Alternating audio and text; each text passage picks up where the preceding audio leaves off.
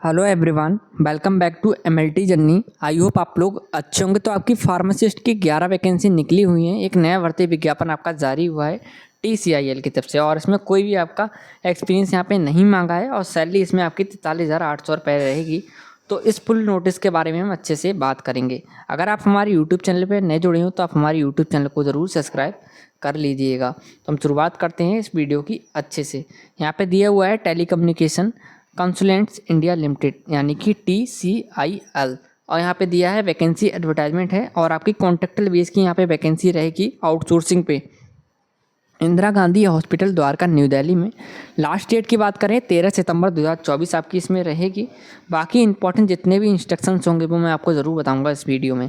जैसे कि इसमें बताया गया है टोटल 11 पोस्ट हैं। तो किस कैटेगरी में कितनी वैकेंसी हैं, तो अनरिजर्व की 6 हैं, इसमें OBC NCL की 2 हैं, SC की 1 है, EWS की 1 है और PWBD कैंडिडेट की 1 है।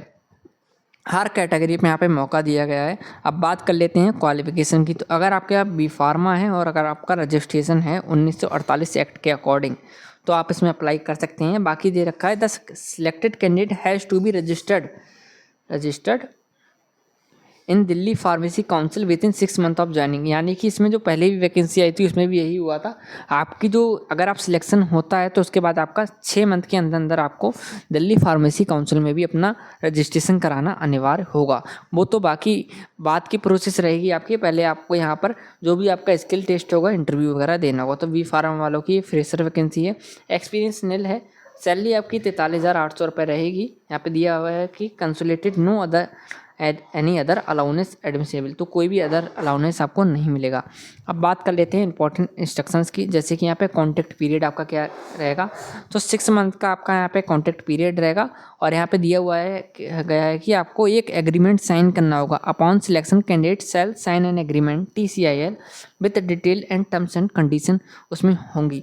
बाकी यहाँ पे देख लीजिए, contractual employ shall not claim any appointment TCIL, यानी कि अगर आपका यहाँ पे 6 मंथ का है, अगर वो बढ़ता नहीं है कॉन्ट्रैक्ट पीरियड तो आप ये नहीं कह सकते हैं कि आपको वो वहीं पर रखें। ठीक है, इसके बाद आप परमानेंट होने के लिए भी नहीं कह सकते हैं।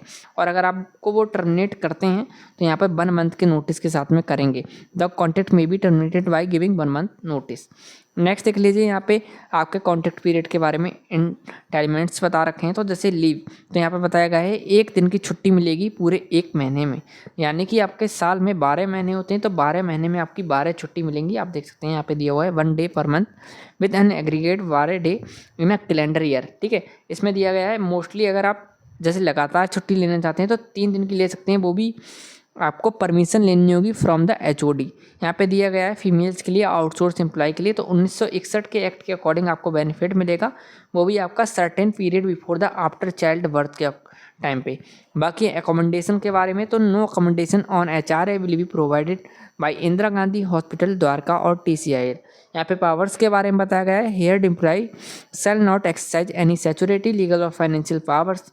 वर्किंग आवर्स देख लीजिए आप, यहाँ पे बताया गया the hired employ shall have to work as per the working hours of IGH के अकॉर्डिंग आपका, जैसे कि यहाँ पे दिए गए हैं ऑफिस टाइमिंग आपकी रहेगी, शिफ्ट ड्यूटीज़ रहेंगी, roster of to their reporting आपका रहेगा in case the person deployed in absent, अगर आप होते हैं पर्टिकुलर डे, और अगर आप 3 दिन लगातार लेट आते हैं, जैसे कि यहाँ पे देख सकते हैं कम्स लेट, यहाँ पे late leaves early on their occupation.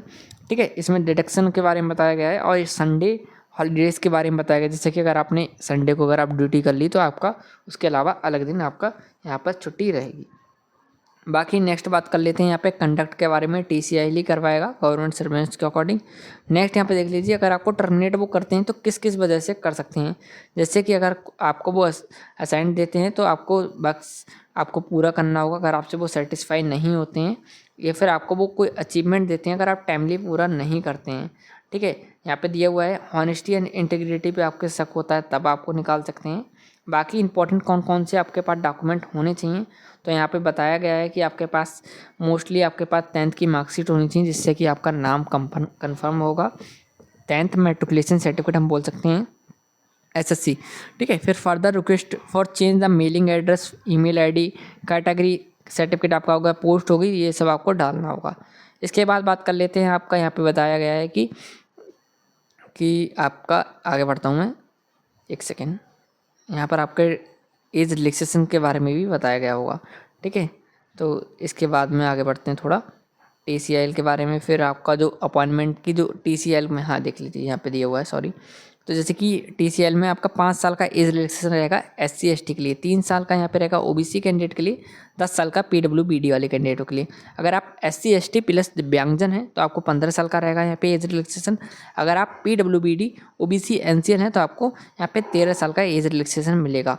यहाँ पे बताया गया है आपका OBC NCL कब का बना होना चाहिए, EWS तो देख सकते हैं 2024-25 फाइनेंशियल ईयर का होना चाहिए, अप्रैल 1 2024, और आपका रिन्यूड ये होना चाहिए। इसके बाद नेक्स्ट देख लीजिए, अगर आपको अप्लाई करना है तो 2/9/2024 से अप्लाई होना स्टार्ट हो गए हैं। आपको वेबसाइट यहाँ प्रोवाइड करवाई गई है, अप्लाई ऑनलाइन आप कर सकते हैं इससे। बाकी यहाँ पे दिया हुआ है आपका skill test interview will have to pay, fees 2000 आपको जमा करना होगा बिफोर द इंटरव्यू। यहाँ पे दिया गया है the SC ST EWS PWBD के जितने भी कैंडिडेट होंगे उनकी कोई भी फीस नहीं जाएगी। बाकी ये 2000 रुपये जिस भी कैंडिडेट को जमा करना होगा वो DD plus online bank transfer के जरिए आप कर सकते हैं। यहाँ पे दिया गया है आपका फी रिफंड नहीं होगी। नेक्स्ट, ऑनलाइन एप्लीकेशन के लिए टाइम में आपका यहाँ पे कौन कौन से डॉक्यूमेंट रिक्वायर्ड होंगे, जैसे कि फ़ोटो चाहिए, आधार कार्ड चाहिए आपका। इसके बाद देख लीजिए certificate of date of birth, 10th board certificate हो गया आपका, education qualification marksheet all years semester wise हो गई, डिग्री डिप्लोमा सर्टिफिकेट हो गया आपके, एक्सपीरियंस सर्टिफिकेट हो गया, DNC PNC और एनी अदर। ठीक है, आपका काउंसिल सर्टिफिकेट चाहिए। यहाँ पे आपका 100 रुपये का एक स्टैम्प पेपर चाहिए, 100 रुपये का। एनी अदर रिलेवेंट डॉक्यूमेंट, तो ये जो 100 रुपये का एफिडेविट चाहिए वो भी नीचे दिखाया गया, अभी आपको दिखाऊंगा।